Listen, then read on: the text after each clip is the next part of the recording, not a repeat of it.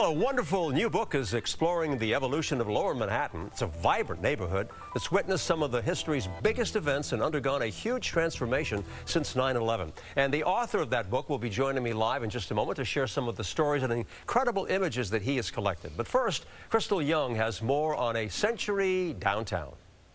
Dynamic, majestic, the city so nice they named it twice, and its story began in Lower Manhattan. There was so much history down here. So much began here. So much filtered north from here. The unique history of Lower Manhattan is chronicled in the new book, A Century Downtown. It includes photos like this group of newsies in 1908 and Charlie Chaplin at a Wall Street rally in 1918. For developer Larry Silverstein, one of the biggest downtown changes is residential growth. The entire south side of Wall Street, from Broad to Water.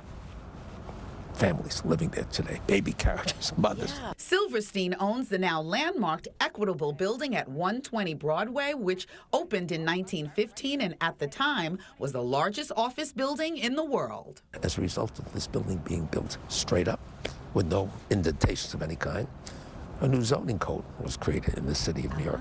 I interviewed Silverstein in the Bankers Club, iconic in its own right. It was considered the largest lunching club ever attempted. Oh, all Now, right. that may not mean much, but what it was actually, it was the intersection of politics and Wall Street. Author Matt Kapp shares a few of his favorite photos. A lot of people don't know about Radio Row, which sat right here on the site where the memorial is today, was Radio Row. It was home to the biggest concentration of electronic shops in the world at the time. Where this photograph was taken would literally be between the two pools at the memorial right now, looking up Cortlandt Street. The book covers the changing landscape after 9/11 and includes pictures of the World Trade Center Memorial and Oculus. A Century Downtown is a visual history of Lower Manhattan in the city that never sleeps. Crystal Young, Fox 5 News.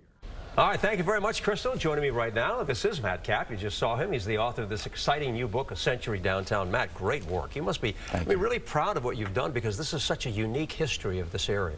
Well, it was quite a journey doing this book. Yeah. And, but it's such an extraordinary part of the city and Lower Manhattan. I don't know of any part of any city anywhere that has had such a tectonic transformation over the last 100 years, 50 years, and especially over the last 20 years. Words like, what do they call it? Urban renewal. It just does not do it justice. I know. We were watching Larry Silverstein, an iconic developer in New York City. Great guy. He sure is, and he was talking about, he said, this is not your grandfather's Wall Street, right? That kind of sums it up. That's the changing face of that whole area. It's incredible. Yeah. Such a transformation. Transformation. Now, there are so many pictures in this wonderful book, and you brought a copy for me, and I appreciate that. But let's take a look at this one. I like this. This is Charlie Chaplin, and this, speaking of Wall Street, this is a Wall Street pep rally, and it was in 1918. Yes.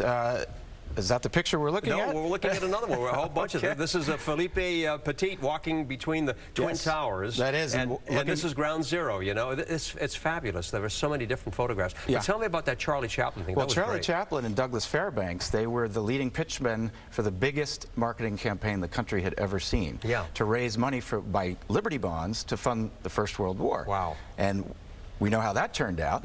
So then all of a sudden the U.S. is instead of a debtor nation, we're a creditor nation for the first time. Wow. And that paved the way for Wall Street to assume the mantle of financial capital of the world from London Square Mile. So it really was a pivotal time, and that was a pivotal event. No question about it. People should know, too, aside from this fabulous book, you've also produced and co-produced a documentary film. It's called 16 Acres, and it's all about the recovery, reconstruction since 9/11. People can watch this thing, but tell us about it, okay? Well, yeah, it covered the 10 years of the rebuilding effort of Ground Zero, so from basically 9/12 to the opening of the memorial. And it was the political struggle between Larry Silverstein, between the Port Authority, the governor, the mayor.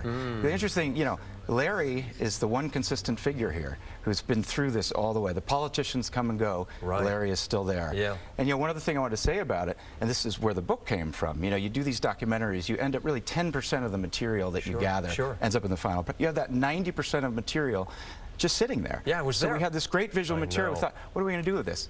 Let's make a book. Matt, you did a great job. Congratulations. Thanks for sharing it, okay? Thank you. Thanks for having me. Come back again sometime. Thanks. Thank you so much.